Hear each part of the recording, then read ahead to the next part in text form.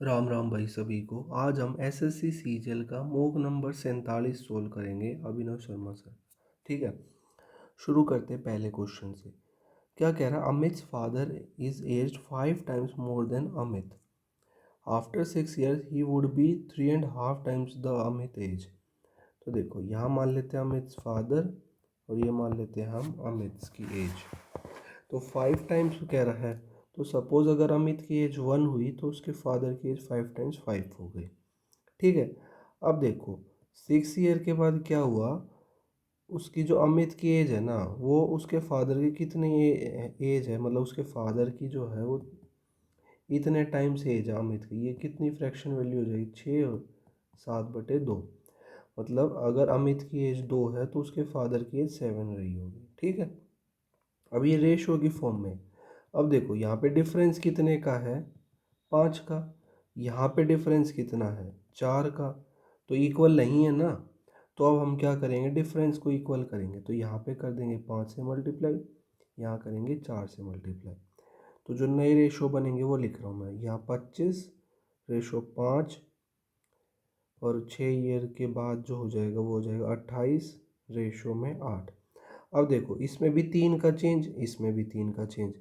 ठीक है, तो 3 यूनिट का जो चेंज है वो किसके इक्वल है? 6 ईयर्स के इक्वल। तो 1 यूनिट का चेंज कितने के इक्वल हो जाएगा? 2 ईयर्स के इक्वल। ठीक है, तो अब मतलब जो ये यूनिट की फॉर्म में है रेशो में, उसको 2 से मल्टीप्लाई करना। क्या आ जाएगा हमारा? 56। और ये क्या आ जाएगा? 8 2 16। उसके बाद क्या कह रहा है? After further 9 years how many times of Amit age would be he. मतलब उसके जो फादर वो अमित के कितने टाइम्स एज होंगे। ठीक है, अब देखो 9 ईयर इसमें ऐड करना है, 9 इसमें ऐड करना, तो ये 56 और 9 65, 16 और 9 25। अब कितने टाइम्स है? ये 65/25 कर देंगे, ये आ जाएगा 13/5, यानी कि 2 सही 5/3। तो ये इसमें थोड़ी सी गड़बड़ है, यहाँ 5 आएगा। तो ऑप्शन नंबर क्या हो जाएगा? ए। ठीक है, सिंपल क्वेश्चन था। बस ये रेशो का ये जो डिफरेंस वाला कॉन्सेप्ट है ना, अगर ये आपको पता होगा तो इजी हो जाएगा आपके लिए। ठीक है, कह रहा है if x plus 1/9x = 3 then the value of 9x² plus 1/9x²। अब देखो, स्क्वायर की टर्म्स में 9x आ रहा है यहाँ पे, तो वो कैसे आ रहा होगा? किसका स्क्वायर करने पे आया होगा? 3x का स्क्वायर करने पे ही तो 9x² आया होगा। तो हमें क्या करना है यहाँ पे? कैसे भी करके अब 3 लाना हमें। तो उसके लिए हम क्या करेंगे? 3 से मल्टीप्लाई कर देते हैं पूरी इक्वेशन को। क्या हो जाएगा? 3x plus 3/9x equal to 3 3 9। तो ये 3 टाइम्स कट गया, तो क्या आ गया? 3x प्लस 1/3x, इसकी वैल्यू आ गई 9। अब देखो इन स्क्वायरिंग बोथ साइड, अब दोनों साइड स्क्वायर कर देंगे। इसका स्क्वायर क्या आ जाएगा अपना? 9x² प्लस 1/9x², प्लस में 2 × 3x और इंटू में 1/3x। और ये 81 आ गया, ये कैंसिल हो गया, 2 उधर जाके माइनस हो जाएगा, तो क्या आ जाएगा अपना? 79, यानी कि ऑप्शन नंबर डी। तो इस क्वेश्चन में बस ऐसे ध्यान रखना है कि जो जहाँ जिस जैसी ये वैल्यू होगी ना, हमसे जो पूछा होगा उसके अकॉर्डिंग हम इसको ट्रांसफॉर्म कर लेंगे। ठीक है, क्या कह रहा था? Average of squares of the first 47 natural number is. ठीक है, तो अब देखो क्या फॉर्मूला होता है इसका? डायरेक्ट फॉर्मूले से करेंगे।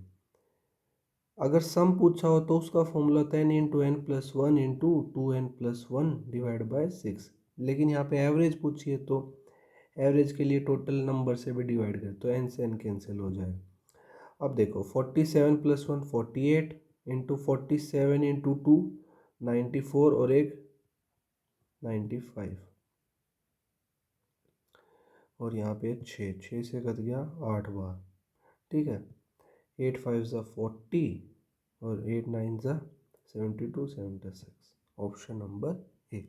ठीक है, बाकी हम इसको जैसे ना यूनिट डिजिट के भी कॉन्सेप्ट से कर सकते थे, क्योंकि देखो यहाँ 5 है, 8 से मल्टीप्लाई करेंगे तो लास्ट में 0 ही आएगा। और जैसे 5 का भी देखें, अगर कोई 5 का मल्टीपल है तो उसके लास्ट में या तो 0 आएगा या 5 आएगा, तो 5 वाला तो ऑप्शन है ही नहीं, तो हमारा डायरेक्ट ये आंसर हो जाए। ठीक है, Study the given table and answer the question that follow. The given table show the production of t-shirt by 4 companies C1 C2 C3 C4 over 4 years. अच्छा, ये प्रोडक्शन दे रखी है, मतलब 4 साल की अलग अलग कंपनी की। हमें क्या बताना, which company had the maximum average production of T shirt during these 4। तो कौन सी कंपनी ने मैक्सिमम जो टी शर्ट प्रोड्यूस करी है। तो देखो सारी वैल्यू है ना ऑलमोस्ट क्लोज सी है, तो इसमें कोई राउंड ऑफ का कॉन्सेप्ट नहीं लग पाया, तो सिंपल हमें ऐड ही करने पड़ेंगे इनको। 8 और 2 10, ठीक है, 4 और 4 टाइम्स 16, 6 8 9, ये आ गया 960, और 10 5 1 कैरी जाएगा 3। ये तो देखो ये तो अब थोड़ा ही रह जाएगा, क्योंकि 3 3 9 बार 10, 10 और 14, 10 और 4 14, ये 945 रह गया। इसमें करा तो 9 और 4 13, नहीं एक और 4 भी है, 17 और एक कैरी, फिर 16 आ गया, एक 967 जा रहा है। इसमें देखते लास्ट में 8 और 3 11, 11 और 4 15, एक और 6 पे जाएगा और फिर 9। तो किस में मैक्सिमम आ रहा है, C2 वाले में, इसमें मैक्सिमम आ रहा है, क्या आ रहा है 967। तो हमारा क्या आंसर हो जाएगा इसका बी। सिंपल क्वेश्चन है, बस थोड़ा क्लोज है ना सारी वैल्यू, तो फटाफट इसको ऐड कर लेंगे और अपना आंसर आ जाएगा। क्या कह रहा है, if Ram purchases a fan he get 8% discount, however if he purchases 3 fans he get 6% on the first, 10% on the second and 12% on the third. If the price paid by Ram for 3 fans is this much, then what will be the mark price of each fan? तो हम एक काम करते हैं, हमें नहीं पता कि वो एक फ़ैन कितने का है, 3 उसने फ़ैन खरीदे हैं, तो हर उसका फ़ैन का ना जो प्राइस था वो 100 मान लेते हैं। पहले पे 6% का डिस्काउंट, तो ये 94 का गया मतलब, ठीक है। दूसरे पे 10 का डिस्काउंट, ये 90 का। तीसरे पे 12 का डिस्काउंट, तो 88 का। ये आगे उनके मार्क प्राइस तीनों फ़ैन के, और उनकी कलेक्टिव वैल्यू दे रखी है ये, और हमारा एक फ़ैन की कॉस्ट थी ये। तो हम क्या करेंगे, इसको ऐड कर लेंगे, 8 और 4 12, और 9 9 3 27। इसकी वैल्यू तो हो गई हमारी 6800, और हमें एक की निकालनी है, यानी कि 100 की। तो एक की वैल्यू आ जाएगी 6800 डिवाइड बाई 272 इंटू में 100।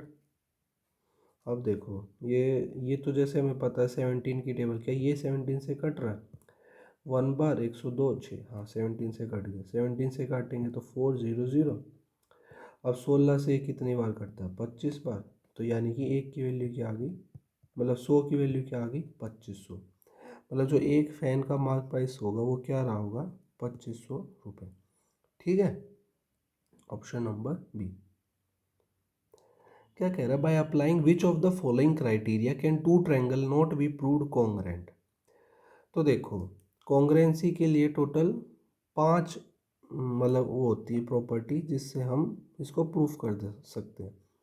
क्या होती है, एंगल साइड एंगल, दूसरी side side side, side angle side, angle angle side, और तीसरी क्या होती है, RHS, जो राइट साइड हाइपोटेन्यूज और साइड ऐसे होती है। तो देखो आंसर तो इसका ये हो जाएगा एंगल एंगल एंगल। अब देखो कॉन्ग्रेंट के एक बार मतलब समझ लो, कॉन्ग्रेंट में क्या होता है कि मतलब हर चीज़ जो है उसकी साइड की लंबाई होगी, उसका एंगल होगा, एवरीथिंग शुड बी इक्वल। जैसे मैं ये 2 ट्रायंगल बना रहा हूँ, तो मान लो इसकी साइड इससे इक्वल होगी, ये साइड इससे इक्वल है, तो ये जो एंगल है ना ये भी इक्वल होगा। इनफैक्ट ये सारी चीज़ इसकी इक्वल हो जाएंगी, ठीक है। लेकिन अब देखो जो ये एंगल एंगल एंगल वाला कॉन्सेप्ट है ना, मान लो मैं 2 इक्विलेटरल ट्रायंगल ले लेता हूँ, ठीक है, इसको थोड़ा स्मॉल इन साइज बना, ठीक है। इक्विलेटरल ट्रायंगल में 60 60 60 होता है, हमें पता है। ये भी इक्विलेटरल ट्रायंगल है, सारे एंगल 60 60 60। लेकिन अब देखो मैं इसकी साइड है सपोज 3 3 3, और इसकी साइड 1 1 1, तो देखो साइड तो इक्वल हुई नहीं, भले ही एंगल्स इक्वल हो गए ना, लेकिन साइड तो इक्वल हुई नहीं। तो एंगल एंगल एंगल वाली प्रॉपर्टी से हम कभी भी ट्रायंगल्स को कॉन्ग्रुएंट प्रूफ नहीं कर सकते, ठीक है। ये हम मतलब सिमिलैरिटी में यूज़ कर सकते हैं कॉन्सेप्ट, लेकिन कॉन्ग्रुएंसी में नहीं, ठीक है। आई होप समझ गए होगे आप इसको। तो क्या आंसर हो जाएगा, angle angle angle, triple A. क्या कह रहा है, rectangular piece of paper is 50 centimetre long and 22 centimetre wide. If the cylinder is found by rolling the paper along its breadth, then the volume of the cylinder. तो देखो हमारे पास क्या था, एक ऐसे रेक्टेंगुलर पीस था, तो उसकी लेंथ थी 50 और उसकी ब्रेड 22। उसको रोल करा गया अलोंग इट्स ब्रेड, तो मतलब यहाँ से यहाँ इसको रोटेट करा गया है ऐसे, ठीक है। और फिर एक क्या हो गया, ये एक तरीके से ऐसे सिलेंडर फॉर्म हो गया। उसकी लंबाई तो क्या रही 50। अब उसका जो सरकमफेरेंस है वो इसकी क्या हो जाएगी, ब्रेड्थ के इक्वल। और सरकमफेरेंस देखो यहाँ पे क्या होता है इस सर्कल का, 2πr। उसकी वैल्यू है 22, तो यहाँ से हम r की वैल्यू निकाल लेंगे, जो सिलेंडर फॉर्म है उसमें r की वैल्यू। तो इससे एक कट के r की वैल्यू आ गई 7/2, ठीक है। r की वैल्यू क्या आ गई 7/2। अब हमें पता है वॉल्यूम ऑफ सिलेंडर क्या होता है, πr²h, ठीक है, वॉल्यूम का फॉर्मूला है। सिंपल, अब बस वैल्यू पुट कर देंगे, 7/2 इंटू 7/2, और वॉल्यूम जो हाइट है वो 50 है, तो ये 11 टाइम्स, ठीक है। ये 25 गया, और 25 को पहले 11 से मल्टीप्लाई कर लेते तो 5 7 2 275 आ गया। इंटू में 7 कर लेते, 7 5 ज़ा 35, 7 7 ज़ा 49, और 3 52, 7 दूनी 14 और 5 19, यानी कि 1925, ठीक है। क्या वॉल्यूम हो जाएगी 1925 क्यूबिक सेंटीमीटर, ठीक है। In what ratio sugar costing ₹78 per KG mixed with sugar costing 46 rupees per KG, such that by selling the mixture at 75 rupees per KG there is a gain of 20%। तो देखो हमारे पास दो तरीके की sugar है। इस क्वेश्चन को हम किससे सॉल्व करेंगे, एलिगेशन से। उसके एक का प्राइस है 78, दूसरी शुगर उसका प्राइस है 46, और जो इनका कंबाइंड प्राइस आएगा ना, जो प्राइस सपोज मान लो एक्स आ गया, उसको जब हम 20% के प्रॉफिट पे बेचेंगे ना, तो वो कितने का हो रहा है 75 का। हमने देखो इसके मतलब 78 रुपये वाला लिया होगा, 46 रुपये वाले है, उसको कुछ रेशो में मिलाया होगा, तो हमारे कंबाइंड प्राइस आ जाएगा। अब उस कंबाइंड प्राइस को जब हम 20% की फ्रैक्शन वैल्यू 1/5, उसको जब 6/5 पे बेचेंगे तो 75 आएगा। तो अब देखो इसको सॉल्व करेंगे तो क्या आएगा, 3 से कटेगा 2 बार, 3 से कटा 25, 25 25 125/2। तो अब सॉल्व करेंगे तो 6 2.5 यानी कि 62.5। तो इसकी वैल्यू क्या रही होगी 62.5, ठीक है। अब बस कुछ नहीं है, डिफरेंस ले लेंगे इसका, क्या आ जाएगा, तो देखो 78 में से ये जाएगा तो 0.5 आ जाएगा पहले, तो 7 में से 2 गए 5, 1, ये आ गया 15.5। और अब इसमें से इसको घटाएंगे तो 14 आ रहा है और 12 16, ये आ जाएगा 16.5। अब ये किस रेशो में जा रहे हैं, डेसिमल से डेसिमल हट गया, 5 से काटा तो 3 बार, और फिर 15 33, 5 से काटा 3 और 5 31, यानी कि 33/31 में उनको मिलाया गया होगा, ठीक है।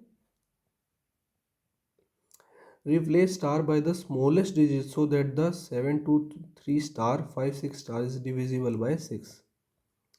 अब देखो 6 के डिविजिबिलिटी के लिए 2 और 3 का भी डिविजिबिलिटी फॉलो होगा। देखो 7 2 3 x मान लेते इसको, 5 6 x। अब देखो 2 से डिविजिबल होने के लिए जो लास्ट के डिजिट है वो या तो 2 4 6 8 या 0, इनमें से कुछ होना चाहिए। तो 3 और 1 तो देखो आ ही नहीं सकते, ये तो कैंसिल हो गया। अब देखो इसने बोला स्मॉलेस्ट डिजिट रखनी, तो हम क्या करेंगे, सबसे पहले 2 रखेंगे, तो देखो 7 2 3 x 5 6 और अगेन x। उससे पहले एक काम और कर सकते हैं, जैसे देखो ये 3 का भी मल्टीपल होगा, तो 3 के मल्टीपल के लिए जो 3 के टेबल में आते हैं उनको हटा लेते हैं, ये हट गया, ठीक है। और अब क्या आ जाए, 7 और 2 9 और 5 बच गया। तो अब देखो यहाँ पे हम सपोज स्मॉलेस्ट वैल्यू बोली इसने, तो 2 और 2 रखते हैं, तो 5 और 2 7 और 2 9 सेटिस्फाई कर रहा है। और अगर सपोज 4 रखते हैं तो 5 और 4 9 और 4 13, तो ये सेटिस्फाई नहीं कर रहा था। तो हमारा क्या हो जाएगा आंसर, ऑप्शन नंबर 2, मतलब ऑप्शन नंबर सी 2 हो जाएगा, ठीक है।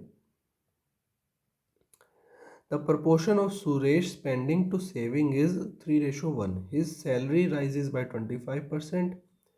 What percentage in his expenditure will increase if the savings grow by 10%? तो देखो ऐसे वाले क्वेश्चन को भी हम फिर से एलिगेशन से ही करेंगे, या एक्सपेंडिचर में इंक्रीज, सेविंग में इंक्रीज, या इनकम में इंक्रीज, और यहाँ वो किस रेशो में थे, ठीक है। इसको मैं इरेज कर देता हूँ। तो देखो हमें एक्सपेंडिचर में तो निकालना है इंक्रीज, सेविंग में है 10% का इंक्रीज, और सैलरी में है 25% का इंक्रीज, और जो स्पेंडिंग और सेविंग का रेशो है वो है 3:1। तो अब देखो डिफरेंस कितने का, 25 में से 10 गए 15, यानी कि 3 की वैल्यू क्या हो गई 15 इंटू 5 टाइम्स, तो ये भी 5 टाइम्स रहा होगा, ये 5 आ जाएगा। अब 20, एक वैल्यू कम हो गई तो दूसरी वैल्यू इंक्रीज होगी, तो 25 + 5 30, यानी कि जो एक्सपेंडिचर में इंक्रीज आएगा वो कितना आएगा 30। तो ये तो हो गया एलिगेशन से, ठीक है। इसी से ये बेस्ट है, मतलब इजीली सॉल्व हो जाएगा और जल्दी टाइम भी बचेगा एग्ज़ाम। तो ठीक है, ऐसे ही करना आपको एग्ज़ाम। कह रहा 2 pipes A and B can fill a tank in 48 minutes and 66 minutes respectively. If both the pipe are opened simultaneously, then after how many minutes should pipe B be closed so that the tank get filled in 32 minutes? तो देखो क्या कह रहा है, A है B है, A pipe 48 minute में भर दे रहा, B 66 में। अब इनका एलसीएम लेंगे तो क्या आ जाएगा, ये 8 × 6, ये 6 × 11, तो इनका एलसीएम आ जाएगा 11 × 6 × 8। अब ये कितने बार जाएगा 11 टाइम्स, ये कितनी बार जाएगा 8 बार। कह रहा है दोनों पाइप्स को अब इकट्ठा ओपन करा है, और ये पूछ रहा है then after how many minute should pipe B be closed so that ये मतलब 32 मिनट के अंदर पूरा भर जाए। अब देखो पाइप बी को हम पहले छोड़ देते हैं, जो पाइप ए है वो तो कंटिन्यूसली चल ही रहा है, पूरा टैंक 32 मिनट में भरा, तो 32 के 32 मिनट वो चल रहा होगा। इसको सॉल्व कर लेते हैं, उसकी टोटल कैपेसिटी निकाल लेते हैं। 8 × 48, 48 8 2, मतलब उसकी टोटल कैपेसिटी 528 है, ठीक है। ये होगी टोटल कैपेसिटी ऑफ टैंक, ठीक है। अब देखो 32 मिनट तक चला है, तो ए पाइप तो कंटिन्यूसली चले ही जा रहा है, तो 32 मिनट चलेगा तो पाइप ए कितना अकेला पानी भर देगा, 2 5 3, यानी कि 352 यूनिट्स तो पानी ए पाइप ने ही भर दिया। तो बचे कितने हैं इसमें से, टोटल में से इसको माइनस कर लेते हैं, 6 आ गया, 12 में से 5 गए 7, 4 में से 1, तो इतना ही बचा है। अब देखो 176 यूनिट पानी भरना है, और वो किस स्पीड से भर रहा है, 8 लीटर पर मिनट की स्पीड से, तो इसको कैंसिल कर लेंगे, 2 आ गया और 2, यानी कि पाइप जो हमारा बी है उसको हमें 22 मिनट के बाद क्लोज करना पड़ेगा, ताकि जो पूरा टैंक है वो 32 मिनट में पूरा फिल हो जाए, ठीक है। आगे बढ़ते हैं। Ramesh sell rice at the ₹30 per kg which he purchased for ₹30 per kg. Moreover, he gives only 800 gram of rice instead of 1 kg while selling. तो देखो 30 रुपये का सामान 36 में दे रहा है, ठीक है। और दूसरा क्या कर रहा है, जो वेट जब तोल रहा है ना, कस्टमर को दिखा रहा है कि मैं 1000 ग्राम दे रहा हूँ, ठीक है, लेकिन एक्चुअल में कितना दे रहा है वो 800 ग्राम। तो यहाँ भी वो चीटिंग कर रहा है और प्राइस तो बढ़ा ही रहा है वो, तो 2 तरीके से वो प्रॉफिट कमा रहा। अब तो अब एक्चुअल प्रॉफिट बताएंगे। तो देखो ये तो आ गया 4:5, ये कितने पे कट जाएगा, 6 की टेबल में 5 बार, 6 की टेबल में 6 बार, ठीक है। 5 से 5 कैंसिल, ठीक है। अब 2 से 3 और यहाँ 2, तो 2:3। तो प्रॉफिट कितने का है, 1 का, कितने पे, 2 पे, यानी कि 50% का प्रॉफिट। इसको हम ऐसे भी लिख सकते हैं, हाफ इंटू 100%, यानी कि 50% का प्रॉफिट। Option number B. ये इंपॉर्टेंट क्वेश्चन है भाई, डिसऑनेस्ट सेलर वाला, ठीक है। आगे बढ़ते हैं, क्या कह रहा है, in a circular race of 1600 metre in length, Bhaskar and Vinay start with the speed of 27 and 45 kilometre per hour, starting at the same time from the same point. When will they meet for the first time on the track while running in the opposite direction in the same direction?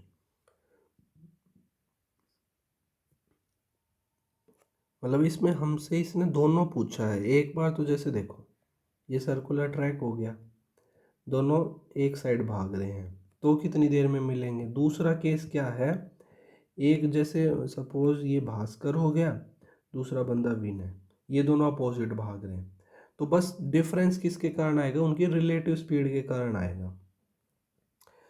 तो हम पहले क्या करते हैं, हम पहले निकाल लेते हैं अपोजिट डायरेक्शन वाला।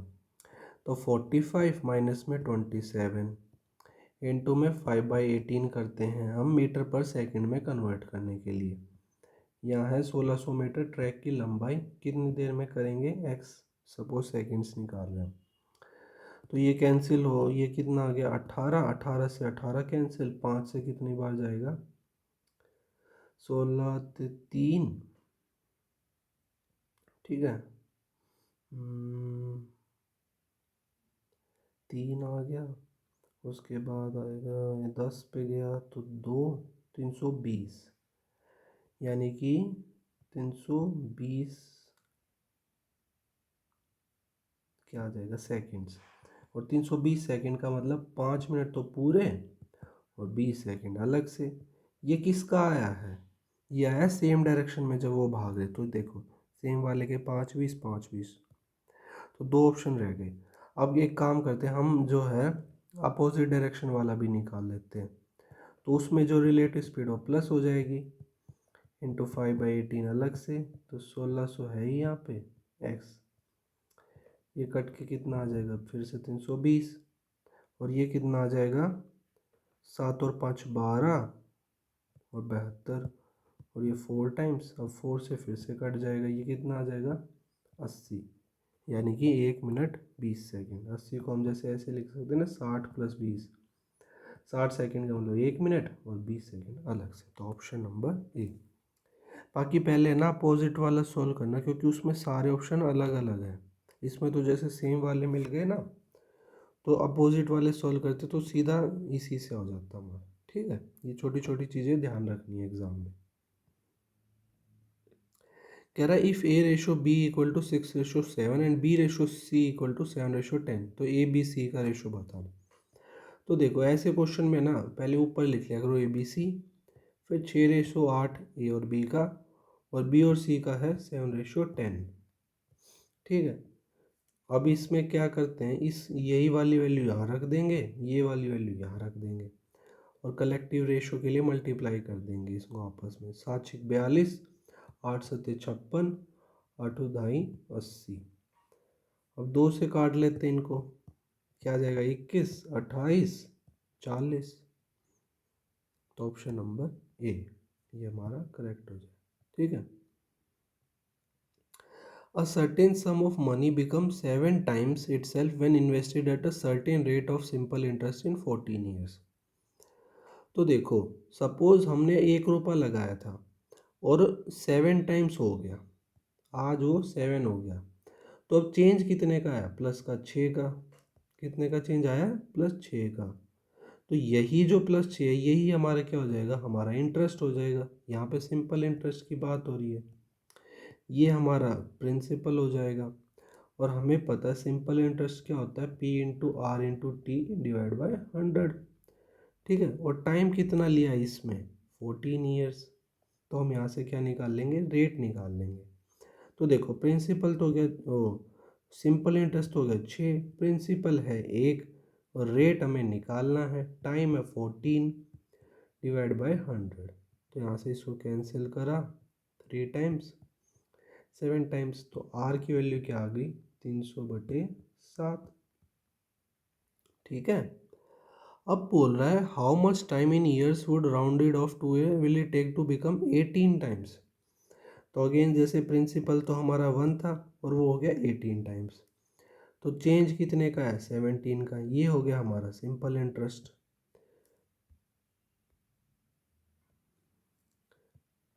तो सिंपल इंटरेस्ट क्या आ गया हमारा 17 इक्वल टू प्रिंसिपल हमारा 1 और हमें क्या निकालना है, टाइम निकालना है, और रेट हो गया हमारा 300/7। ठीक है, इनटू में टाइम और इनटू में 100 डिवाइड बाय, तो इससे ये कैंसिल और 17 7 जा कितना होता है 119 डिवाइड बाय 3। तो देखो अब 120 को जब 3 से डिवाइड करें तो 40 आता है, तो 119 को 40 से थोड़ा सा कम, यानी कि ऑप्शन नंबर बी। ठीक है, ऐसे कर लेंगे हम इसको। ठीक है, आगे बढ़ते, सिंप्लीफिकेशन का क्वेश्चन है। तो देखो इसमें है ना, इसको यहीं पे करेंगे। 5 4 ज़ा 20, 20 और 4 24/5 इनटू है 3/8, 24/5 इंटू 3/8। इसको सॉल्व करा, 3 दूनी 6, 6 और 1 7/2 प्लस में 2/3 इंटू में 4/5। अब देखो इनका एलसीएम लेते हैं, 6 आ गया और यहाँ पे क्या आ जाएगा 7 21, 2 से 4 यानी कि 25/6। ये आ गया 25/6 और इंटू चल रहा है 4/5, 5 से ये कट गया 5 बार। अब ये आ गया 5 4 ज़ा 20/6। अब यहाँ पे देखो कुछ कैंसिल हो रहा है, हाँ 8 से 3 बार जा रहा है, कितने पे जा रहा है अब ये 9/5 आ गया।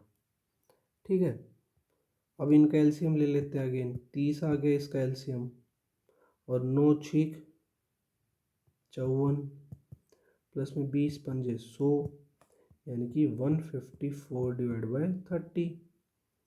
ठीक है, अब इसको और सॉल्व करेंगे तो 2 से डिवाइड कर लेंगे 77/15, ऑप्शन नंबर बी। ठीक है, बस थोड़ा सा टाइम लगेगा, बाकी एक बार ध्यान ध्यान से करना क्योंकि ऐसे क्वेश्चन में मिस्टेक होने के चांस होते हैं।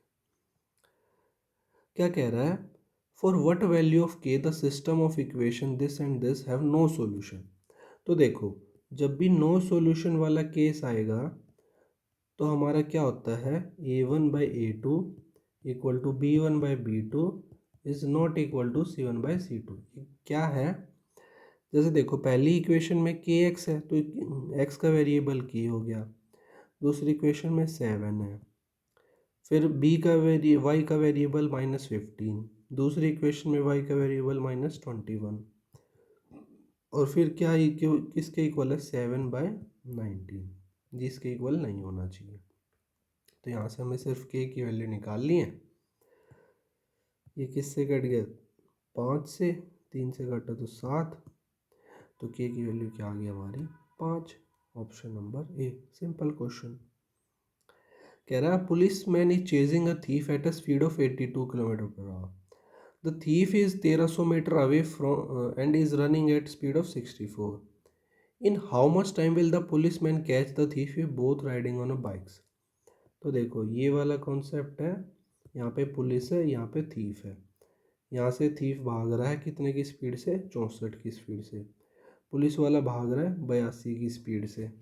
ठीक है, और यहाँ पे उसको दबोच लिया चोर को और 1300 इनका डिस्टेंस था। तो देखो रिलेटिव स्पीड का कॉन्सेप्ट यूज होगा 82 - 64।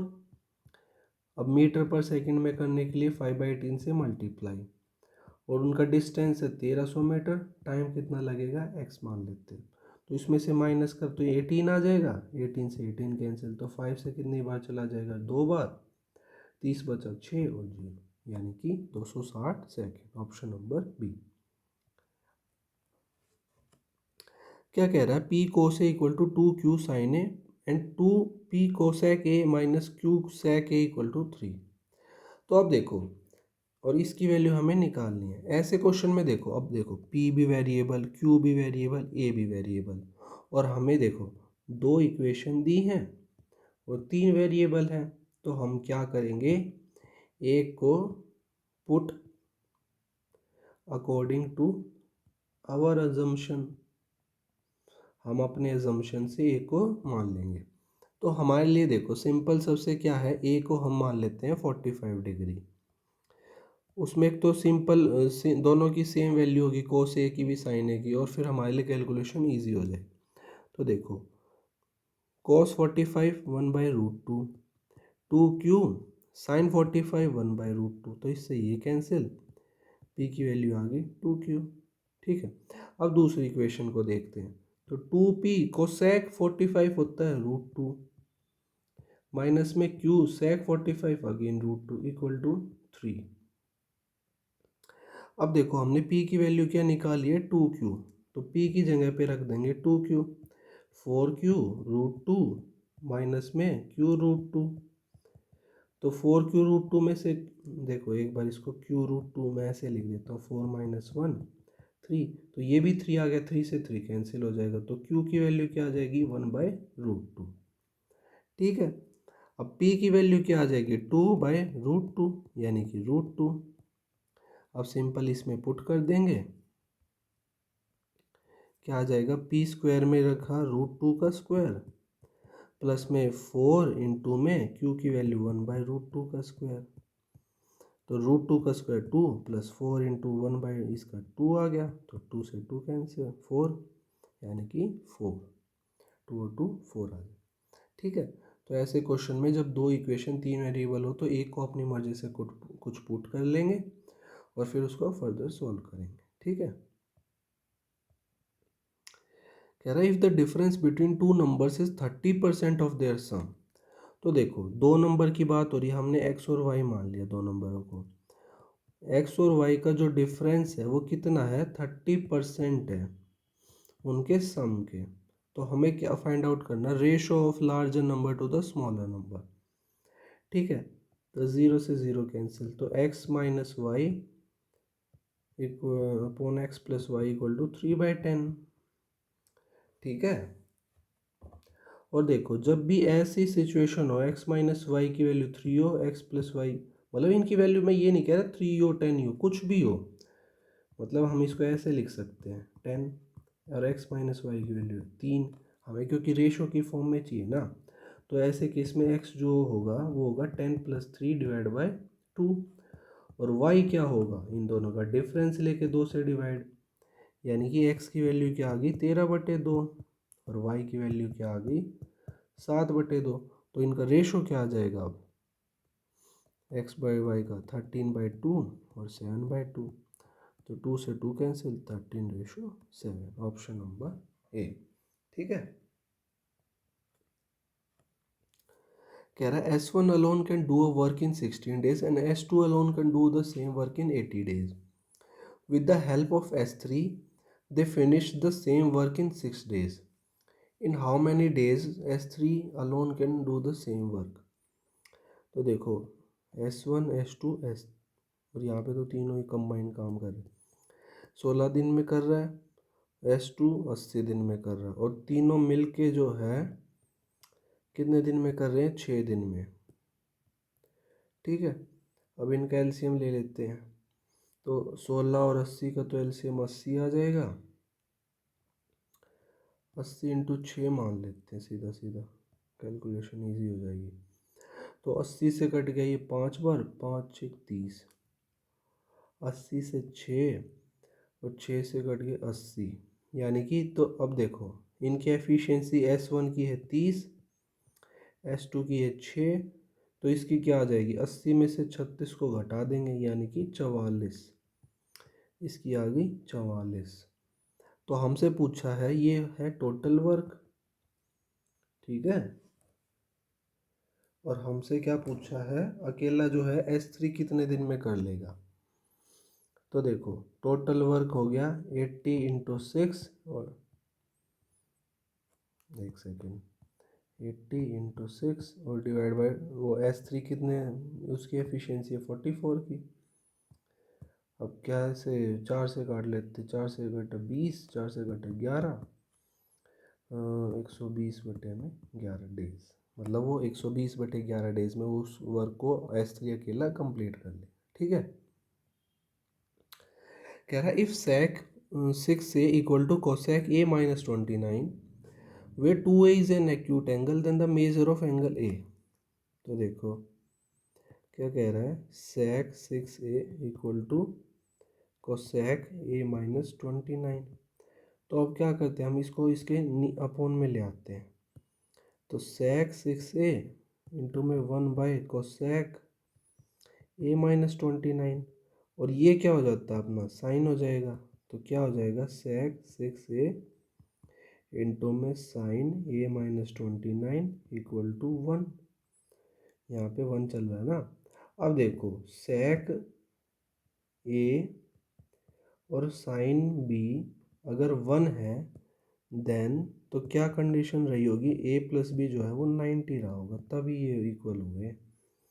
तो हम क्या करेंगे अब 6a प्लस a माइनस 29 उसको 90 के इक्वल रख देते हैं, तो ये इधर जाके प्लस का हो जाएगा।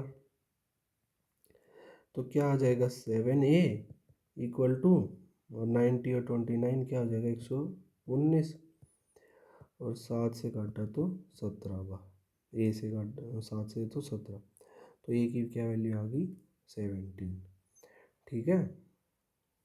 आगे बढ़ते हैं।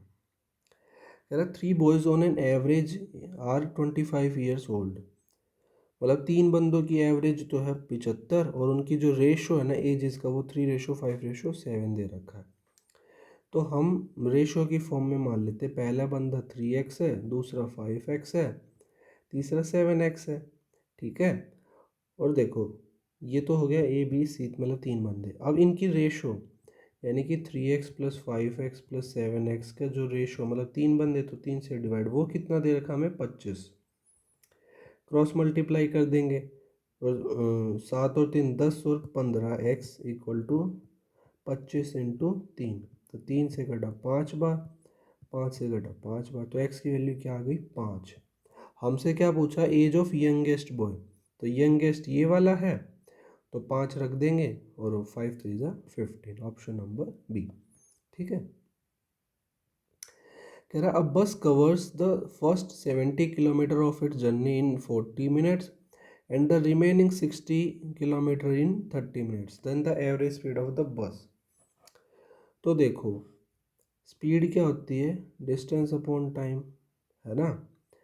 तो पहला देखो डिस्टेंस कितना है 70, फिर जा रहा है 60 किलोमीटर, उसको टाइम कितना लग रहा है, एक बार लग रहा है 40 मिनट्स प्लस में 30 मिनट्स, ठीक है। तो टोटल कितना हो गया यानी कि 70 मिनट्स लग रहे हैं उसको, और ये है स्पीड किलोमीटर में। तो यहाँ से देखो 7 और 6 13, 130 किलोमीटर डिवाइड बाय 70 और ये मिनट में है। तो अब क्या करेंगे, नीचे हमें आवर चाहिए, ऊपर 60 मिनट, तो मिनट से मिनट कैंसिल, 1 0 से 1 0 कैंसिल, और 13 छीक क्या होता है 13 छीक 78, 78 1 0 डिवाइड बाई 7, ठीक है। अब देखो किससे डिवाइड होगा ये, 7 से गया एक बार, फिर 7 से गया एक बार, 10 बच गया, फिर से एक बार जाएगा और 3 और 7 यानी कि 111 सही 3/7, ठीक है। Option number D, simple total distance ऊपर नीचे टोटल टाइम, बस ये थोड़ा मिनट में कन्वर्ट आवर में कन्वर्ट करने के लिए थोड़ा एक्स्ट्रा कैलकुलेशन, नहीं तो बाकी सिंपल क्वेश्चन है, ठीक है। लास्ट क्वेश्चन करते हैं, क्या कह रहा है, let x be 2 digit number and y be another 2 digit number found by interchanging the digit of x।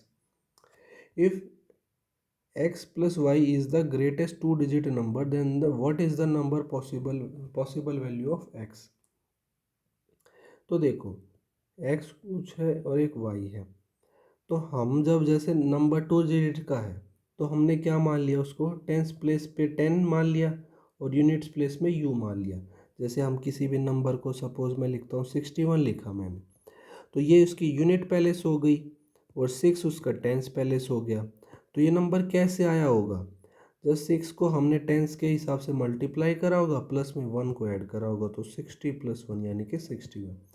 तो इस फॉर्म में हमने इसको ऐसे लिख दिया, ऐसे लिख दिया।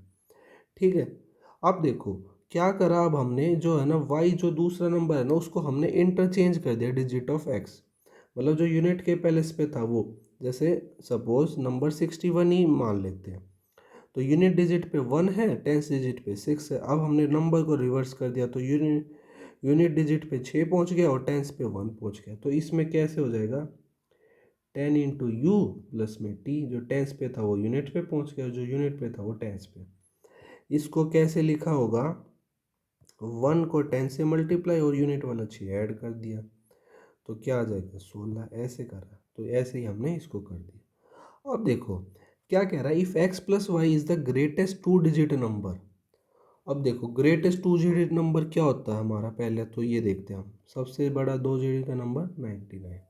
ठीक है, हमने क्या करा, x प्लस वाई को ऐड कर दिया, इन दोनों को हम ऐड कर देते, तो 10t plus T 11t, u plus 10u 11u, और greatest possible to digit number क्या है 99। तो t प्लस यू की वैल्यू क्या आ जाएगी, यहाँ से 11 कॉमन ले लिया 99 यानी कि 9, तो मतलब t प्लस यू की वैल्यू क्या है 9। अब आगे क्या कह रहा है, अब देखो अब हम क्या करेंगे ना, अब हम पॉसिबल पेयर मानेंगे। सपोज देखो पहला पेयर क्या मान लेते हैं हम, टेन सीरीज पे 90 रहा और यूनिट पे 9 रहा, तो भी सम 99 जा रहा है, तो ये 0 9 ये रिवर्स कर दिया। लेकिन लेकिन लेकिन जो x है वो टू डिजिट का नंबर और y भी टू डिजिट का नंबर है, तो y देखो 0 9 आ गई, ये तो टू डिजिट का है ही नहीं नंबर, तो ये वाला पेयर हमारा नहीं होगा, ये हट गया। अब मानते हैं, सपोज हम क्या मान लें, टी प्लस यू को ही मान रहे हैं ना, तो यहाँ पे मान लेते हैं 8 और यहाँ पे मान लेते हैं 2। ठीक है, और इसका रिवर एक और नंबर क्या हो सकता है, या तो 2 मान ले या 8 मान ले, नहीं नहीं नहीं, एक सेकंड एक सेकंड, 8 और 1 मानेंगे, 8 और एक 9 हो जाएगा ना, और अगर टेंस प्लेस पे 1 और 1 है 9 8, ये पॉसिबल हो गया। और पॉसिबल पेयर क्या हो सकते हैं, 7 मान ले 2 मान ले, इसका अपोजिट 2 और 7, और क्या मान सकते हैं 6 और 3, इसका अपोजिट 3 और 6, और क्या मान सकते हैं 5 और 4, अपोजिट 4 और 5। तो देखो टेन सीरीज पे हमने 8 मानना, ठीक है, और यूनिट डिजिट पे 1 मानना, तो 9 वैल्यू सेटिस्फाई होगी। तो ऐसे कितने पॉसिबल की पेस बन रहे हैं हमारे, 1 2 3 4 5 6 7 8, तो हमारे टोटल 8 ऐसे पॉसिबल पेयर बन रहे हैं, जिनको हम ये वैल्यू रखेंगे तो हमारा 99 जो है ग्रेटेस्ट पॉसिबल डिजिट बन रहा है। अब मैं इसको बना के दिखा देता हूँ। ठीक है, टेंथ डिजिट पे पहले क्या था हमारा 80 है, तो 10 इंटू 8 प्लस में 1, क्या बन गया ये हमारा 80 और 1 81। ठीक है, दूसरे पेयर से क्या बन गया, देखो 1 इंटू 10 करा प्लस में 8, ये बन गया 18।